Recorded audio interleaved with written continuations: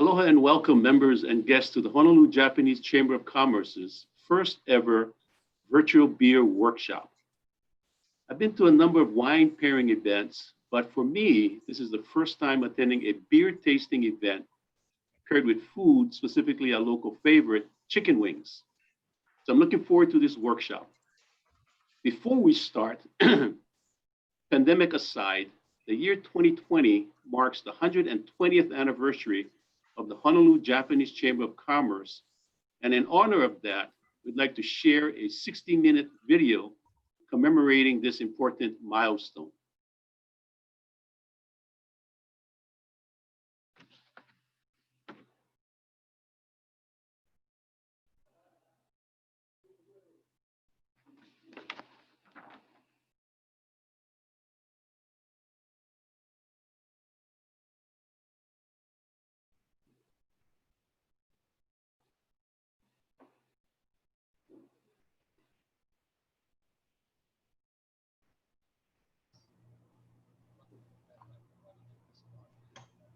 Hawaii is a small Yep. community. No, we got Everybody it. knows We're everybody, good. and that's partially Okay, true. thanks. But when I joined the Okay, chamber, bye. I got to meet all these new people, and you wonder, it's really not that small. The major benefit of being a member of our organization is the ability to network.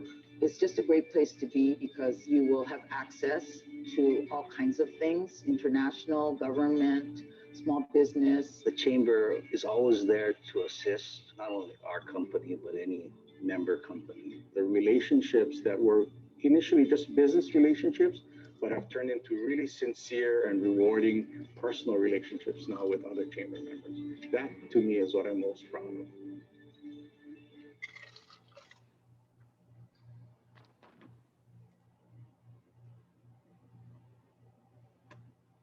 Great video, thank you, Mark. And now back to the beer workshop. The workshop highlights chamber member companies, BeerLab Hawaii, member Kaile Onizuka Wong, co-founder, and Zippy's member Paul Yokota, chief executive officer. A few housekeeping items before we start. Number one, the event is being recorded for later replay after 7 p.m. this evening. Two, everyone will be muted. And lastly, please send your questions using the Q&A feature of Zoom, and we'll get to your questions during the presentation. At this time, I'd like to introduce the chair of the Honolulu Japanese Chamber of Commerce, Mr. Jason Ito.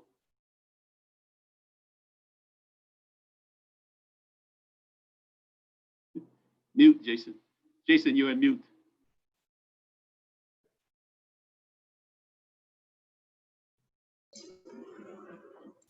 I am so sorry. Thanks, Steve. Welcome, everyone, and thank you for joining us this afternoon. We have a really nice turnout of over 80 participants today. So if all of you are with 3 people, there are more than 320 of us participating.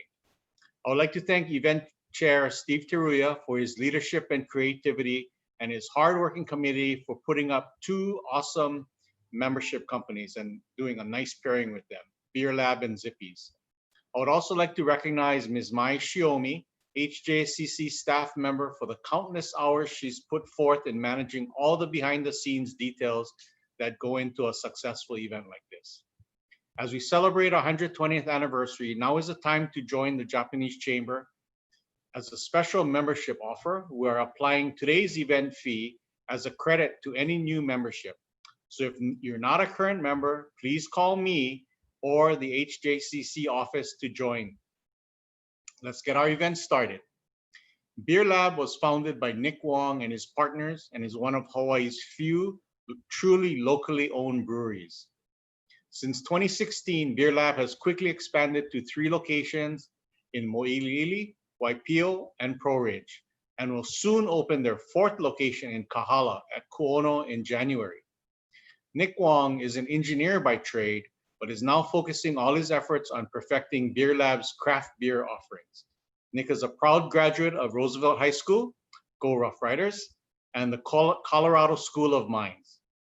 I would also like to introduce today Chef Trevor Luke. Chef Trevor began his career as a line cook at Zippy's Kahala and quickly rose through the ranks to become the culinary director responsible for assuring that consistent, quality food is served across all Zippy's locations. Chef Trevor conducts extensive research and development on new menu items, including the wings that you're about to taste today. Chef Trevor is a proud graduate of Mid-Pacific Institute, Go Owls, and the KCC Culinary Institute of the Pacific, with degrees in both culinary studies and in patisserie. So in other words, he can both cook and bake, making him a very attractive catch as he is single and very available. So let me turn this over to Nick now to get this workshop started. But thank you all for joining us and have fun today.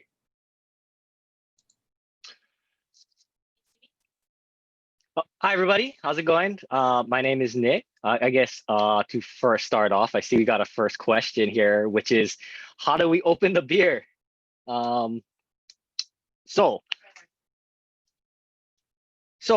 guess right now it comes in the black snap-off tops here. So you just snap off that plastic thing and it just looks like a normal can and open it just like a normal can. So I hope that answered your guys' questions there. But I'm sure that, this is Chopsticks and Wine, and I'm sure that I guess you guys have done a few wine tastings in your past, but beer tasting's a little bit different. So the first thing I can say is open up your beer, pour it out. While I give you guys a little bit of background on myself and what BeerLab is a company. So first off, I was born and raised in Manoa. I went to Manoa Elementary, Stevenson Middle, and then Roosevelt High School. I was lucky enough to be able to go and play baseball at the Colorado School of Mines. There, while studying for my engineering degree, if you don't know, there's Coors beer, which is the same size as the entire town. And they luckily give all of the Colorado School of Mines students and faculty there 3 free beers a day. So I got to really experience my first taste in a fresh beer.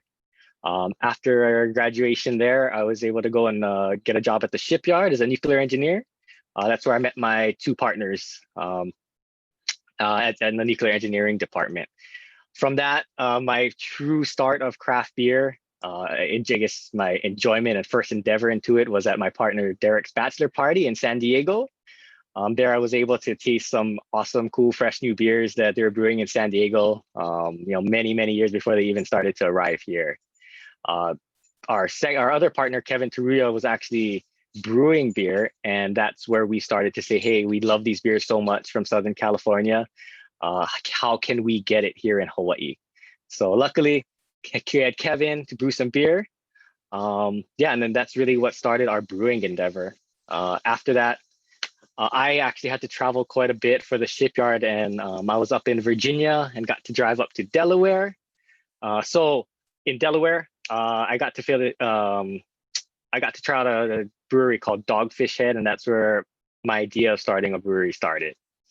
So after we were brewing quite a while in Mililani, we decided to try our hand in business and open up a brewery in University. But from there, we opened up our production spot in Waipio because we ran out of beer at our university location. And yeah, that's where we started off. And now we have our 3 locations going at University, Pro Ridge, and Waipio. But that's a little background on me.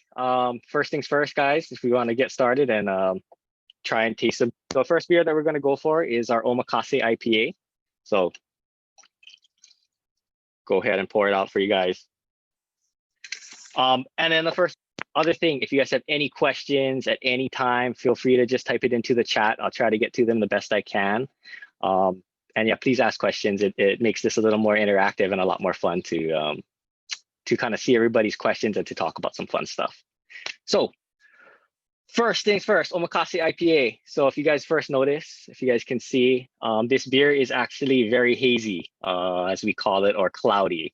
The reason that it is that this is a style that was developed in Maine or in the New England area, and they keep a lot of proteins in solution so that there's a lot more things for the hop molecules to grab onto. So one cool thing about this beer, it has a whole ton of hops in it and very low bitterness. So unlike with wine tasting, don't wait till I finish talking. Please try it, drink it, enjoy it. shoot any questions you guys have over to me while we're going for it. But so cheers, guys. First beer. A few other things with this IPA. So it is 6.75% ABV, so alcohol by volume. As a comparison, Coors Light, say, and Miller Lite is right around that 4.2 mark. So it is a little bit of a higher alcohol content in this beer. We have to normally bump up the alcohol content just because there's so much flavor and so many hops and things that we need to be able to balance out those flavors, and the alcohol helps to balance out that real hop flavor in there. All right. Anybody have any questions on the Omakase IPA before we go into a little bit more detail about it? Oh, perfect. Thank you, Beer Goggles. Somebody's out there. So where do we source our ingredients from? Oh, sorry, before we get into that, if you have any questions about beer brewing, ingredients, what goes into these beers, yeah, feel free to shoot it across. But so our ingredients, especially for this Omakase IPA, a lot of the grain that we're ended up sourcing comes from British Columbia or Canada. There is a few other grains that are in here that we actually are sourcing from, you know, the Minnesotas and, you know, the breadbasket of the United States. So that's where the grain is sourced from. Our hops in this beer. So if you guys don't know what hops are, they look like marijuana buds, but they're related to those. So sorry to say, but a lot of people will say that that's kind of the smell that comes from them. So yeah, it is related to the marijuana plant, but what we use from the hop is we actually are extracting a lot of the what we call alpha acids, or they're pretty much the oils that come out of the hop flower. So this beer actually has Sabro and Centennial hops in it. So Sabro actually comes from, I believe it is from Australia, but I may be incorrect. But I know the Centennial that's grown actually comes from the Pacific Northwest, Portland, Michigan area. But yeah, so Sabro, I like to think of that hop flavor really as pretty strong grass in there, grassy notes. And then, but the Centennial, in my mind, brings up a lot more of that tropical flavor. So when we add a lot of these hops to IPAs, which this is an IPA, we add it very late in the process of the beer, something called dry hopping, because all we want from that is just the aroma. So we don't want any bitterness from it. But yeah, any other question? So actually, there's another one on here. What is IBUs? How are IBUs measured? Well, how are IBUs measured is actually a mathematical calculation based on the bitterness and alpha acids that are in the hop. So this actual IPA has about 27 IBUs in it. So which is actually very, very low for the IBU. And your prototypical IPAs that you're going to be getting in your grocery stores are closer to the 60, 70 IBU marks. And I guess the last thing we got here from Chris G. Did you ever think of creating a cannabis beer? We would love to, but it's currently illegal to ingest marijuana and put it into a food product and get it approved for right now. But I guess now we can get a little bit into the beer and I guess wing pairing. So the reason that we actually chose this, so if you have your wing, take a bite. The wing that's paired with is orange mustard. So take a bite, drink your beer, take a bite, drink your beer. So the reason is the orange mustard actually is a very, it's citrus. And a lot of the IPAs we like to pair is with a pretty strong citrus note, or like a brighter type of like a salmon, or something with a little bit more acidity in it. So I'm going to turn it over to Trevor for a little bit so he can walk you through, talk a little bit about himself, and also talk about a little bit of the thought and the mind child that came of the orange mustard. So go ahead, Trevor. Yeah, thanks, Nick. Hello everyone. Thank you for attending. My name is Trevor. And I went to Mid-Pacific Institute, go Owls, and been with Zippy's for about 10 years. And now I'm the culinary director. And yeah, but the whole thing with the wings is that It's basically what we call a virtual kitchen.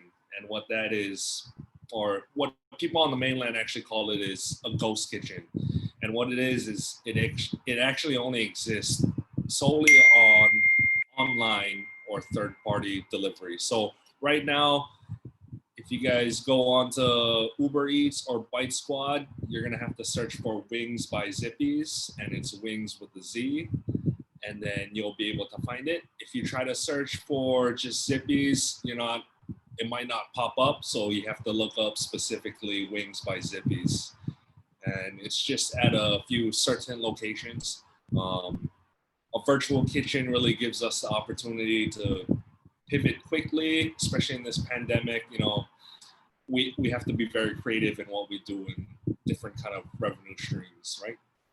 But yeah, that's pretty much it. And then, yeah, like Nick said, this first one is going to be paired with orange mustard. What you guys are going to notice if you guys look up Wings by Zippy's on Uber Eats or Bite Spot is that these aren't your typical wings where if you go to Buffalo Wild Wings or Wingstop where you find kind of like that buffalo style sauce. These flavors that we picked are very locally inspired flavors. So the first one, orange mustard, it's a very citrusy, it's a very slight hint of kind of yellow mustard. But yeah, the citrus really kind of shines through on this one. So makes it a very good pairing.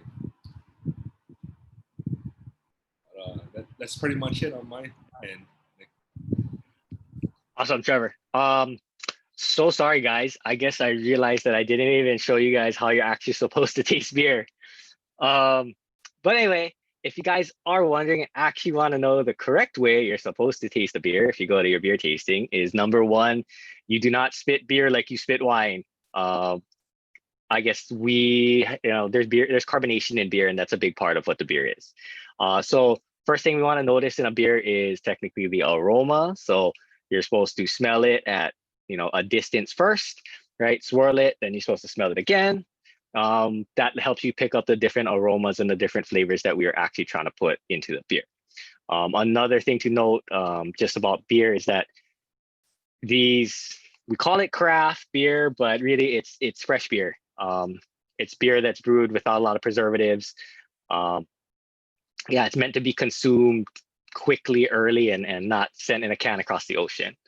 Let's see. So aroma, yeah. So normally you want to drink. A lot of these beers are actually okay to be drank at 60 degrees or even warmer, if you can handle that. But yeah, you'll notice that a lot of when your Coors Lights, Miller Lights, Heineken's warm up, they get pretty skunky. The reason is because there's a lot of preservatives that actually are going to be coming out of solution when the beer warms up. So yeah, so smell. You're supposed to smell it far, smell it close. Second thing you're actually supposed to look at, if you guys can see, I have my background on, is actually the appearance of it. So again, I kind of go back to our Pilsners and Coors Lights and Miller Lights. They're crystal clear. You can see right through them. The reason for that is they try to strip everything out of the beer before they put it in a can and send it to us. So that's why it's so crystal clear. This particular beer, we try to keep everything we possibly can in it. So that's all the proteins, the hop flavors, hop aromas, grain profiles. There is a little bit of yeast in here that you can still taste. So yeah, that's the second thing, aroma. So for this would be considered hazy, straw colored. Anyway, other things. The other thing too that you'll notice with these types of beers is, there's a thing called lacing that you'll see on these types of beers. Same thing like wine. When you have legs of wine, we have lacing in beer. That is something we try to strive for. It means clean yeast, clean glasses, clean beer. And then the last one, of course, is you got to drink the beer and enjoy it. So beer is not like wine where it's a thing that you sip. It is a thing to drink. So drink your beer, enjoy it. Drink it with your mouth open, drink it with your mouth closed. Take big gulps, take big sips, and yeah, enjoy it and have fun with it. Beer is not stuffy. It is made to be enjoyed, and we're not trying to create a beer brewery and a beer company that, again, is just catered to a little bit higher end of stuff. It is still beer, so still enjoy it. But So anyway, that's the basic idea about how you're supposed to taste beer. Okay, I'm sorry, I had one more question here. So what gives beer the color? So beer gets its color only from the malts that we are using in it. So if we want a stout, we can actually make a stout that is actually a lot lighter than, say, a yellow colored beer. It just depends how much we actually, the grains that we get and how roasted they are. There's two processes. They can kiln it, which is like baking it, or they can roast it, which is like over fire. So over fire, of course, you get smoky. Baked in the oven, you get a little more caramel flavors. And that's really all beer gives you. I mean, all the color that beer gives you. And another interesting one, actually the burp actually from your beer is actually written down and noted down in your beer judging forms about the flavor or the burp that actually comes with your beer. It's interesting, but anyway, moving on. Okay, so open up your guys' next beer. It is Mililani Red. So the reason it's Mililani Red, if you guys haven't noticed yet, sorry. So Mililani Red. So a funny story about this beer before we even get into it. If you guys can see this, this is not your normal color of a red. Funny story about how we ended up naming it was my partner Kevin, who lives in Mililani. He brewed this beer while he was at the brewery, and he said it was a red. Obviously, it looks pretty brown. So we tried it, and we actually really enjoyed the flavor from it. And we said, "Hey Kevin, the beer's brown," and he said, "Nah, it's brown. It's red like the dirt." So that's how Mililani Red got its name. And we thought it was only going to be something we brewed once, but everybody seemed to really love it, so we had to keep bringing it back. So that's the Mililani Red. So again, first thing, give it a smell. Hopefully it smells a lot different than your last beer you guys had. If you can smell it, you're getting a lot of these roasted caramel, chocolatey notes from this beer. That is all coming from the malts. So again, give it a smell.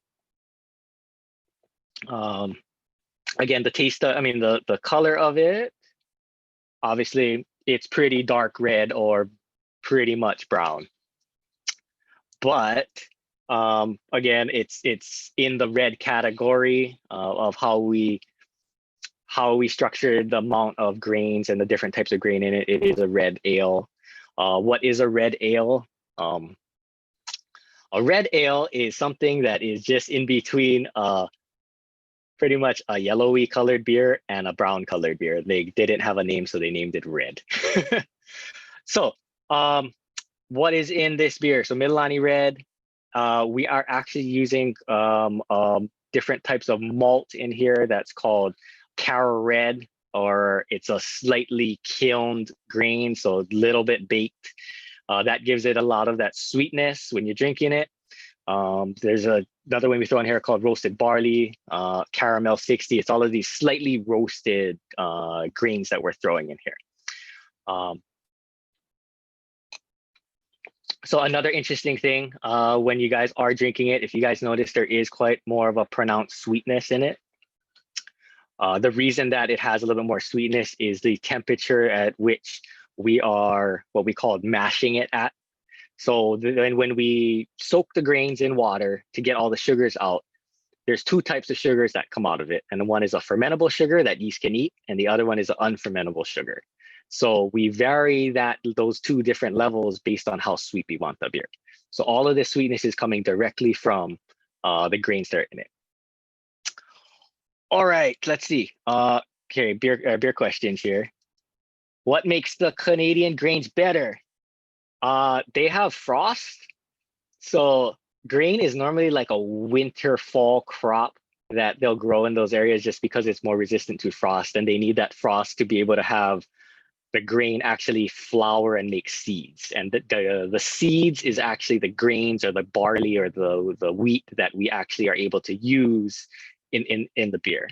So, you know, secretly we might be working in BeerLab to try to get a farm going here so we can start experimenting growing some different grains that are actually from Hawaii, made in Hawaii. You can taste the different terroirs of Hawaii and grains and in its beer.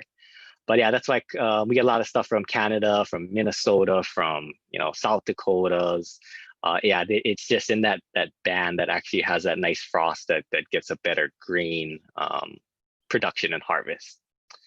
All right, Mark, what is the different styles of beers from IPA to ale? Okay, so ale, so there's pretty much two big categories of beers. One is an ale and one is as a lager or a pilsner type of beer. The biggest difference is it's the types of yeast that are used and the temperatures at which they ferment. We at BeerLab make all ales, and the temperature range for fermentation of ales is about between 68 to 72, 73 degrees. Lagers, pilsners, they're in the lowers about the 50s to 60 range. So the reason people do lagers, pilsners is you get a lot clearer beer, a lot cleaner beer, but it does take a little bit longer. So we tend to like you know, the brighter, crazier flavors that you get from ales. So that's why we end up going with ales. The first beer that you had is called an IPA. India Pale Ale, as it stands for.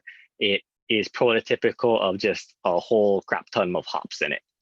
Of course, there's different parameters with colors, with sweetnesses, with alcohol levels, but the basic way to look at it is IPAs have a lot of hops. And let's see, the last one I got from just from Wendy. What is the proper way to pour beer in the glass? Oh, any way that you can get it into it. When you're tasting beer, actually, we try to actually swirl it quite a bit to get the carbonation to release a lot of those aromas, which is something you can't get in wine. So we actually want to get all those aromas so we can smell it. And when we're drinking the beer, when you drink the beer, you want the aromas to pop. And when you put it down, it kind of resets that whole process. So beer should be poured with at least a little bit of head so you can get some of those aromas that we try to put in the beer out into your nose.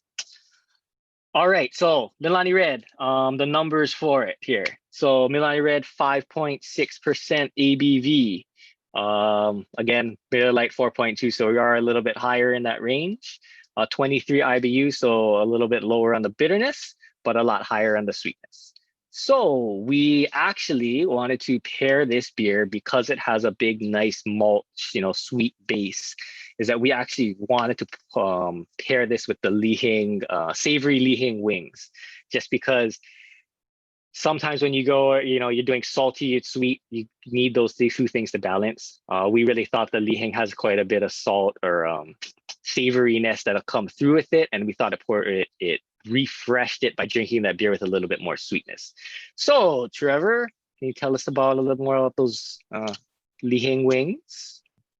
Yeah, so thanks, Nick. So what you're gonna notice, sorry, what I should have mentioned about the first one. So the orange mustard was a wet like a sauce. This Lihing one is what you know as kind of like a dry rub. So it's just basically Lihing and a little bit of salt and pepper.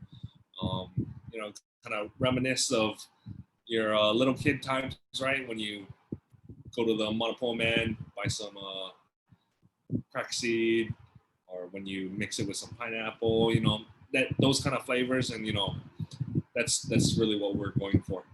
And I think both these flavors both complement each other very well. Trevor, where's your wings, Trevor? Yeah, I ate them already. I was hungry, and I drank all my beer. Awesome. Thanks, Trevor. Let's see, a couple of things that we had with this. Okay, I'll repeat a little bit more about the fermented and non-fermented sugars. So the first step to making beer is this thing called mashing in. It's to save you guys a little bit more of the science side, we're soaking these grains in hot water so that they open up and release all their sugars. So the threshold, it's like a little bit like above 150, we're going to get a little bit more of these unfermentable sugars. So sugars that the yeast do not like to eat. And if we mash a little bit below that, we're getting these sugars out that the yeast actually enjoy eating. So they're going to go to town on these fermentable sugars and turn it into alcohol when they're going to leave these unfermentable sugars alone. So it is actually, a chemical process about heating the grain up, and we don't want to bore you too much with it, but heating the grain up and how it actually, how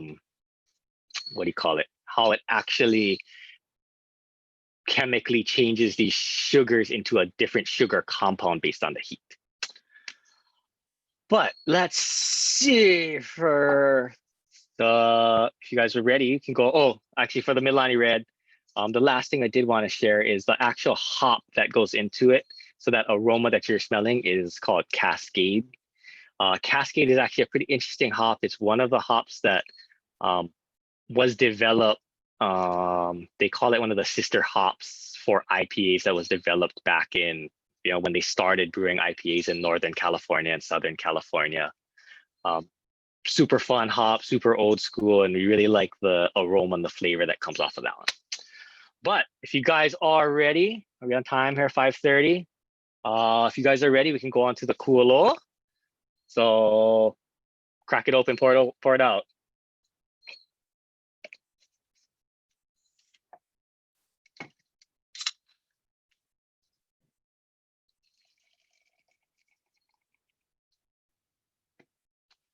Alrighty. So this is not the way to pour a beer, if you guys are wondering. But I tried my best. All right, let's see. So this is a Kualoa. So again, go through your aroma, go through your appearance, try it out. And then while you guys do, I can share a little bit more about,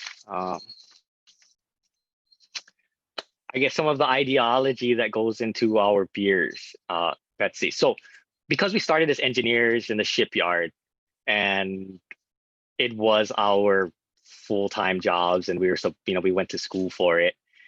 When we opened this new business, we wanted to make sure that the business still was fun and enjoyable for us to do. And what you enjoy doing as a home brewer is brewing and creating new beers. So if you go into one of our tap rooms, you'll go 1 week, the list will be, something. And you go the next week and we'll put a couple new beers up, and you go the next week and put a couple new beers up. It's because we really enjoy that change and that variety. Sorry, burping. So some of those, the varieties and the changes that come with the beers.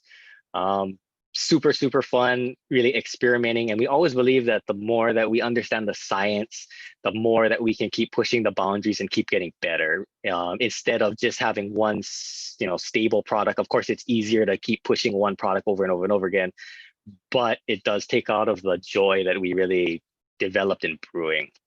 So that's the ideology of our beer. If you ever get to stop in and, actually sit down and have a glass without a mask on one of these days, that when you look up at the board, you're probably not going to see very many of these beers that you actually tried tonight on there, just because things are constantly changing, and it's what is actually super, super fun. But yeah, so this is Kualoa. So Kualoa is actually a pale ale. So it's in between, an IPA, which you guys had in the beginning, the Omakase IPA, and say your blondes and your pilsners and boring beers. But so this is it's a Kualoa. So if you can see it, it is a little bit clear, not completely clear, but definitely not, orange juice yellow. So if you guys give it a smell, it actually has a little bit more aroma and smell and flavor than you say your Milani Red. You're not quite smelling that just straight malt sweetness. So if you give it a taste, it should be a little bit lighter. Oh, and I can even go into that a little bit more of our idea behind how we actually structure our beers. So we actually go a little bit deeper into depth on what we call water chemistry in our beer. We don't just pour city water into our brewing and we just go from there. We actually are testing and changing the water chemistry that is going into each and every beer that we brew, and we change them according to the different styles. So if you've noticed, and if you guys can go back and try these beers too, the omakase, when you drink it, how it feels in your mouth, that's called mouthfeel. We actually adjust a lot of that with the water chemistry, and we adjust it with the types of grains we're putting in, and we work pretty hard to get the correct mouthfeel. So when you put it in your mouth, it's not just water and gone, right? So omakase IPA, we actually want some thickness, some viscosity in that beer. This Kulo, we actually put it right in the middle, so there is a little bit something, but you should be able to definitely tell the difference between the omakase and this beer. So the next thing that we actually work pretty hard on is the finish of your beer. So this is I think where we, being born and raised here, living here, understand a lot better that cultures drink very differently. And the culture in Hawaii is that you're never just having one beer by itself. You're always drinking and eating and poo-pooing, and you have poke and fish, and a lot of these flavors are pretty light. And when we created these beers, we always created these with the thought in mind that you're going to be eating with it. So once you put these beers down, the flavor and the bitterness should clear from your mouth. So yeah, if you wanted to even try that, that's why we really try to work pretty hard to be able to pair these with food. So any interesting one, try drink your beer, to put it down, to eat your food, and everything should reset and refresh.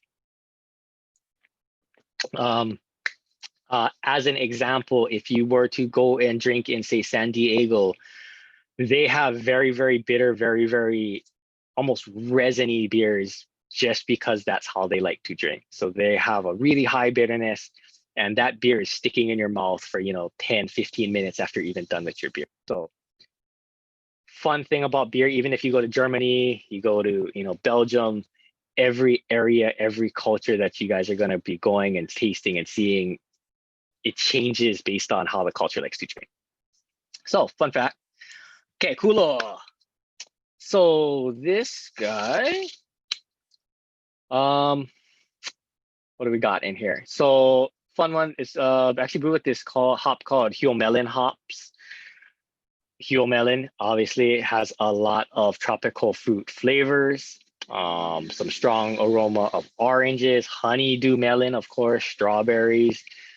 Fruit esters are pretty high in this, but the maltiness in here actually is quite a bit bready, if you can wrap your mind around that one. But yeah, fun facts on that one. Okay, so when you get into the actual flavor of the beer, everybody's palates are different. So let's see. When you drink a beer, what you get from it is actually whatever words you can put to it. So when I personally drink this one, I get a little bit more bread, oats. After I breathe out, I get a little bit more of the citrus and melon in there, but I do get a slight hint of bitterness on the top. But yeah, it's really however you guys taste it and whatever you guys like about it. So we can get to a few more questions here before I'm supposed to be quiet. So, I like this one. How do my parents feel about my change in career? So originally, my mother was not thrilled that I went to school to become an engineer and became a nuclear engineer and was making a decent living. And then I wanted to quit my job. Well, I didn't quit my job, but I wanted to open a brewery and drink beer for my life. Then they got a little bit more accepting after they saw that people were actually buying our beer. And now she comes into the breweries and she says that that's my mom because she doesn't want to pay for beer anymore. So that's how my mother feels about this. She is a lot more accepting, a lot more happy now that she gets free beer, but she wasn't very supportive in the beginning. Let's see. Um, let's see, and then any guidance for home brewers? The biggest one I have to say is that fermentation temperature matters. So the temperature that we ferment at, we try to get it down to the 0.1 degree of where we're sitting at temperature. The biggest flavors that you're gonna get from beer are actually from fermentation. So if it's too hot, it's gonna taste funny. If it's too cold, the yeast are gonna go to sleep and not do anything. So it's some pretty fun stuff. And then, oh, sorry, one more. Just curious, what is the highest percent ABV beer has concocted? Oh, funny story. We actually just put Imperial Stout into our fermenter. At I think it's going to be sitting at about 14%. I think that we are planning to make a Christmassy stout with some cinnamon and nutmeg in it. And maybe we'll turn the AC down a little bit lower so we can feel like we're a little bit in Christmas. But yeah, we've done up to 16%. Some of the barrel aged stuff, we've actually gotten a lot more rums and gins and scotches that actually got sucked out of the wood that raised the alcohol content a little bit. But Trevor, would you like, oh, so sorry, we paired this with the lava kimchi. Just because I really like this wing, it's my favorite. It goes well with the wasabi aioli pea sauce, WAP sauce. I think it clears it pretty well. We wanted something that just was pretty nice and clean so that when you ate the wing, it just washed it out and then you could eat the wing again and really refresh those flavors. But Trevor, how is this kimchi wing? Yeah, so this is the lava kimchi. So again, it's a wet sauce, and basically what we did was we got kimchi and then we pulverized it. And what makes it lava is that it's fortified with ghost pepper powder, right? So ghost pepper, it's about 1 million Scoville units, and Scoville units measure the heat. And just to give you guys an example, that's 1 million Scoville units is about 400 times hotter than Tabasco. But surprisingly, ghost pepper is not the hottest pepper. From what I've read, Carolina Reaper is actually the hottest one, and it comes in at about 1.5 million Scoville units. So, what ghost pepper still burns a little. You eat one, you're okay. If you eat 2 to 3, that's when the heat really starts building. But yeah, this again, it's just matching the beer with the food, and that's what this really did. And then yeah, with the wasabi pea dipping sauce, that came from I don't know if I should say, but that came from nights of drinking with my friend Kai down over at Pro Ridge Beer Lab, and just thinking of ideas. And with that's the dipping sauce that you guys got on the side, wasabi pea dip. It's basically, when you're drinking and you're eating foods and you're eating snacks, right? You really think of basically what we did is we took wasabi peas, it's that green little pea that has a little dust of wasabi on it. And basically we took that, crush it up and put it into kind of like a creamy aioli base dipping sauce. And basically that pretty much goes with everything. But again, really local flavors, locally inspired flavors. Thanks, Trevor. So another kind of point, I guess, if you guys are willing to listen to it, is we actually kind of going into the collaborations that we were so lucky to get into. During COVID, we actually have found that there are a lot of businesses here that are struggling, and we, rather than kind of separate ourselves and go it ourselves alone, we at BeerLab really try to reach out and look at other local companies who we feel are sharing the same values with us. And some of the ones that we've done in the past, we did in a collaboration with Asato Family Shop and their sherbet line. And it's really awesome to see that us boosting up and them boosting up, rising tide, raises all ships, and we've really had a good I guess reception with those collaboration releases. The last one we did just this last Friday was with Jana Lam. And if you don't know, she's a local clothing designer, and she was able to do a full print wrap for one of our cans that she hand designed, and she was able to print a bunch of glasses. And we're very fortunate that they all got to sell out in a very quick manner and got to boost her up, to boost us up. One of the awesome questions that we got on here is, what is the awesome partnerships that we can do, geared to a sweet tooth like Chantilly or Apple and Apples from Zippy's. It would be super awesome. I would love to do it. Some of the ideas that me and Trevor, while we were trying some wings, got to bounce around was to do a Chantilly stout. We would be super stoked to try something fun out like that with Zippy's, and of course, we'll see what happens in the future. You never know what's going to happen, but I think other than that, I think I was supposed to go till 5:45. Is that right, Trevor? Okay. If you guys have any other questions, send them over now. If not, cheers and thank you guys. We really appreciate you guys joining us for some beer tonight and some awesome wings by Zippy's and Chef Trevor. And look forward to seeing you guys around when we can actually talk and drink in person. So have a great night and thank you again. Thank you, guys.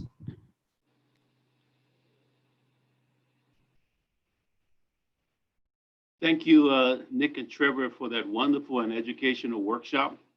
This definitely gives me a better appreciation of your craft.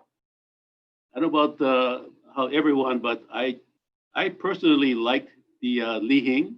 Actually, when I first tried it, it almost tastes like chocolate first, and then the Li Hing flavor started to kick in. So it was really, I really liked the pairings. The pairings really match very well. I also want to thank everyone for joining us this evening and supporting the Honolulu Japanese Chamber of Commerce of Hawaii.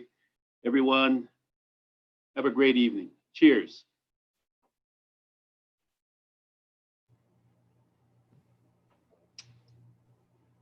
Awesome.